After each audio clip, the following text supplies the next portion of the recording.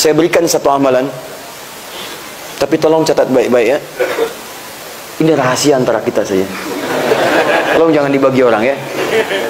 Mulai hari ini cepat kerjakan amalan ini, karena amalan ini satu-satunya amalan yang disebutkan dalam Al-Quran bisa merubah kondisi seseorang, bahkan lingkungan di sekitarnya menjadi lebih baik.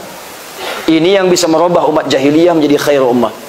Amalan itu tiada lain adalah amalan mencintai Al-Quran. Mulai sekarang ya cintai Al-Quran. Ada 3 amalan yang bisa dilakukan untuk mencintai Al-Quran. 1, amalan pertama, mulai rajin membaca supaya kita kenal dengan Al-Quran. Ayo, dapatkan. Kedua, mulai mengkaji isi Al-Quran. Jangan-jangan selama ini kita baca tapi tak paham artinya. Ketiga, mulai dengan mengamalkan isi Al-Quran dan menjadi manusia Quran berjalan. Hafalkan dengan tujuan bukan sekedar hafal 30 juz, tapi Al-Quran itu jadi bimbingan dalam hidup kita untuk menuntun kita. Jadi kemanapun ayat yang mengingatkan kita. Mau menatap, ayat mata hadir. Mau berjalan, ayat kaki hadir mengingatkan. Mau bergerak tangan, ayat tangan hadir mengatakan, kerjakan ini, tinggalkan ini. Kalau sudah begitu, maka janji Allah akan diberikan. Dan Nabi pernah menyampaikan dalam salah satu hadis yang sahih. Saya tutup ceramah kami dalam hadis riwayat Al-Bukhari.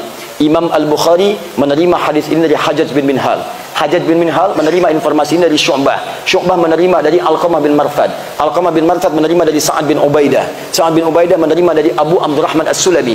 Abu Abdurrahman As-Sulami menerima dari Uthman bin Affan dan juga Ali bin Abi Thalib radhiyallahu taala anhuma dari Rasulullah sallallahu alaihi wasallam.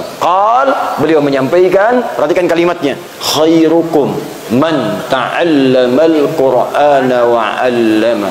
Kalau ada orang baik, kata Nabi, maka yang terbaik di antara sekian yang baik itu adalah orang yang mau belajar Al-Quran dan mengamalkan isinya dalam kehidupan. Maka bagaimana cara belajarnya? Secara singkat. Tidak harus semua Anda buka pelajari. Kalau mau baca, baca semua khatam. Kalau mau hafalkan, hafalkan semua. Tapi kalau ingin praktekkan isinya, coba lihat apa yang kita butuhkan dan profesi apa yang kita jalani dalam keseharian. Bapak yang pedagang, keluarkan ayat-ayat dagang. Ayat bisnis. Bikin kelas. Cari ustaz, cari habib, cari ulama, cari buya yang mengajarkan bagaimana cara berdagang yang baik dalam Al-Quran. Buka hadisnya. Ayo, Anda yang di pemerintahan, buka Kitabul Imarah, tuntunan pemerintah dengan baik, keluarkan. Anda yang belajar di kampus-kampus, sekolah-sekolah, keluarkan ayat-ayat ilmu, telusuri, baca, pahami. Buka hadisnya, Kitabul Ilmi, turunkan ayatnya. Bikin kelas khusus kajian untuk penuntut ilmu. Ibu yang rumah tangga, Bu, sudah belasan tahun ibu jadi ibu, berapa puluh tahun jadi ibu, keluarkan ayat-ayat ibu Qurani. Tahun lalu saya bimbing ada satu rombongan haji khusus dari Kedutaan Besar Arab Saudi. Saat berangkat ke sana, saya ditunjuk jadi Amirul Hajj. Siapa mereka? Allahu Akbar, orang-orang hebat. Di antara mereka adalah para penghafal Quran masih kecil-kecil, anak-anak cilik-cilik. Ternyata yang haji itu bukan anaknya saja, anak yang hafal Quran, bapaknya ikut haji, ibunya ikut haji, gurunya ikut haji, temannya ikut haji. Bayangkan kalau satu bukit tinggi jadi ahli Al-Quran, keberkahan akan diturunkan cahayanya oleh Allah Subhanahu wa taala dari tempat ini. Ya.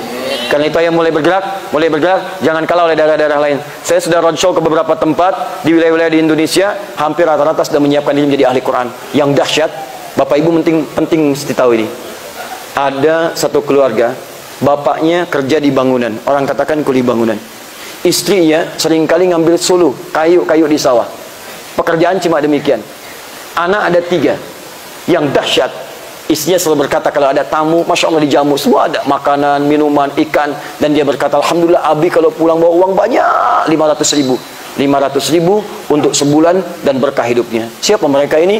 Maaf, suaminya ternyata ahli Quran, hafal Quran 30 juz. Istrinya hafal Quran 7 riwayat dengan sanad. Anaknya 3-tiganya semua hafid, penghafal Quran. Dan Allah berikan kedamaian dalam kehidupan mereka. 500.000 sebulan, terasanya banyak, habis-habis. Orang datang buah ada, orang datang ikan ada, semua nikmat. Jadi kalau Quran sudah turun, berkah semua kehidupan, nikmat, enak, damai. Maka coba ayo mulai berlomba. Anak-anak kecil-kecil di Bekasi itu, usia 4 tahun, 5 tahun, sudah mulai. Sebelum maghrib sudah datang. Sebelum maghrib, pulangnya setelah Isya, 8:30 baru pulang. Apa yang mereka kerjakan? Ibadah, menghafal Quran, pulang. Ibadah, menghafal Quran, pulang. Ada anak kecil kemarin 7 tahun, sudah hafal Quran. Hafal Quran dengan nomornya, posisinya, dan tema-tema ayatnya. Kami minta bacakan ayat tentang neraka, langsung air matanya mengalir. Tak sanggup melanjutkan. Keluar. Ada yang hafal Quran 21 hari, 23 hari, 24 hari, 30 hari. Rata-rata sudah berlomba. Pertanyaan saya, saat mereka sedang mengejar surganya, Anda berada di mana pada saat itu? Silahkan kumpulkan dunia, tapi jangan lupakan akhirat, supaya satu saat kita bisa kembali pulang dengan bekal yang cukup dan bangga di hadapan Allah Subhanahu wa taala.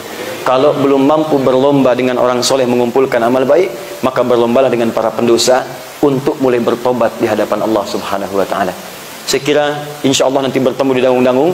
Nanti saya bawa salah satu ahli Quran. Saya datang dengan tim dari ahli Quran juga. Itu kita ajarkan nanti cara menghafal Quran 30 juz dalam 30 hari. Nanti kita tunjukkan bagaimana caranya, bagaimana prakteknya, seperti apa jalannya. Mudah-mudahan saya ingin dengar satu saat lagi kemari ada nanti pedagang yang sudah hafal Quran, ada nanti pengusaha yang hafal Quran, ada nanti siswa yang hafal Quran, ada ibu-ibu rumah tangga yang ahli Quran. Dan demi Allah, mudah-mudahan satu saat kita akan bergandengan tangan ke surga menghadap Allah sebagai ahli Quran dengan izin Allah Subhanahu wa taala. Takbir. Allah.